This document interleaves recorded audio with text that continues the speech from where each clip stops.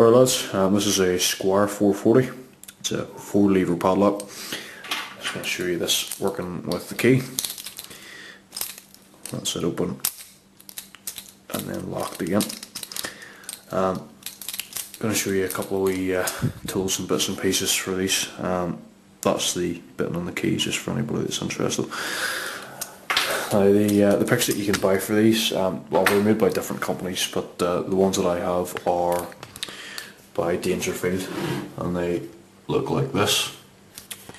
And you have, here we are, very cool. It's a nice bit of kit, also very expensive.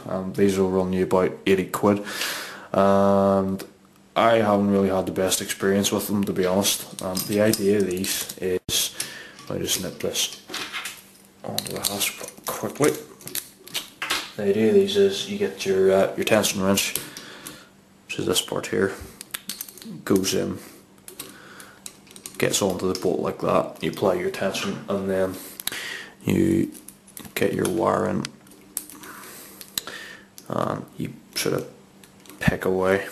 Now I don't know, I can feel what's going on, but you just don't, I don't know, I find I get the levers dropping a lot and the feedback's not really that good. That's just me. I'm not saying there's anything really wrong with the tools, but you know, from my experience, I just don't really get along with them, and for that kind of money, I mean, you know, it's not cool. So what I've done is a couple of days ago I made a couple of wee bits and pieces myself. This is the tension wire that I've made. Very simple, it goes in through the hole in the back, and you get a good purchase on the bolt with that. And I had taken the spare key, ground that down, so you just had the one, you know, the one post like this, so about the same thickness as one of the levers, and obviously ground that down as well so that it didn't go through the back. As you can see, that sort of sticks out there, so I needed to take that down to get my tension wire in. You can tension these by going down sort of here and levering against the bolt as well, but for these here, not really necessary. The key, you're probably wondering why I'm explaining the key and not showing it to you. That's because there's a thing the other day, and I let my mate have a go at picking this, and within a couple of minutes he actually managed to break the fucking key. And this is the only other key that I have, and I wanted to show you it, you know, working as normal for this video.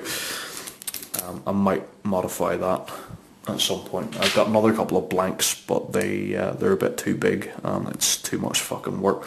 So I've come up with a wire, which is this bit here.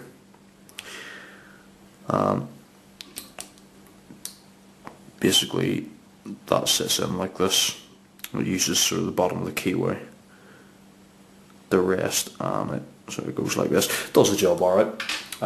It's not made out of very good wire, but whenever I get some more music wire, I'll be doing that a wee bit better. Let's see, I'll actually show you here what's happening in here. Just I'm sure somebody would find it interesting.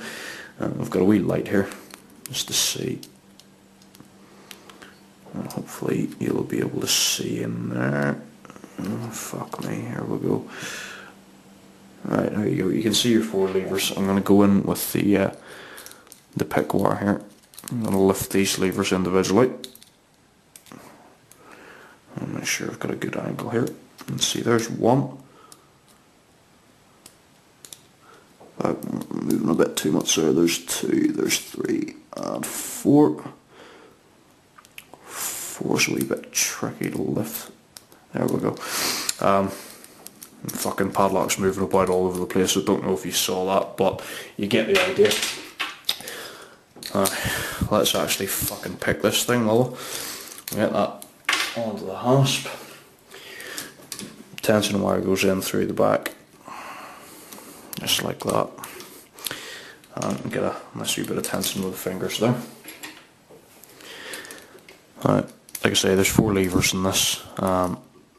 There's no false gates or anything like that. and the tolerances are pretty shit.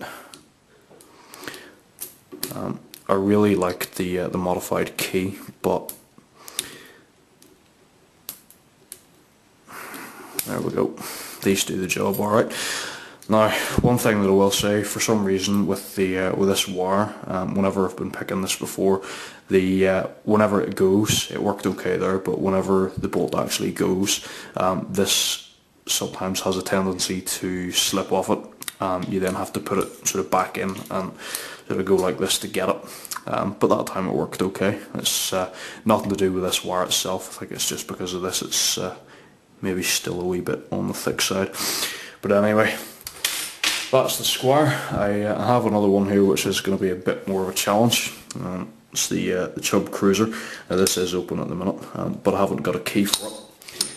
I've got myself a blank, so I'm going to modify that so that you can see the lever's quite well in there. So I'm going to work on making this into a pick, and I think we're going to work on tensioning that sort of this way. I just need to find something suitable to get in there and do it. So there we go. Oh, one other thing I was going to say actually is the danger fields. There's one of the wrenches, which is this one here. It says on the site that these are actually designed for the Cruiser, but as you can see there, it doesn't quite go in. I think it's the bit for the post there, it's not quite wide enough. I was actually thinking that the post might be bent, but the blank goes in okay, so that can't be it. It might work on the battleship or some of the smaller ones, maybe the post's smaller in those, but I don't know, I haven't got one of those to try. Anyway, hope you enjoyed, maybe you learned something, maybe you didn't. Any questions, let me know. Not that I'm an expert in these or anything, but I'll try. So there you go, one Squire 440 picked. Thanks very much guys, cheers.